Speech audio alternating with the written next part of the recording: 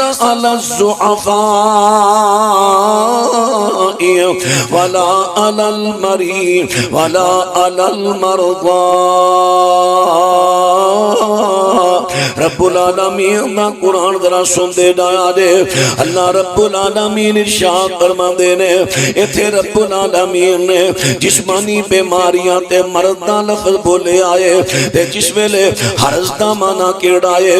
حرض ایسی بیماری نو کہندے نے جڑی بیماری بندے نو ہلاکت تک لے جاوے۔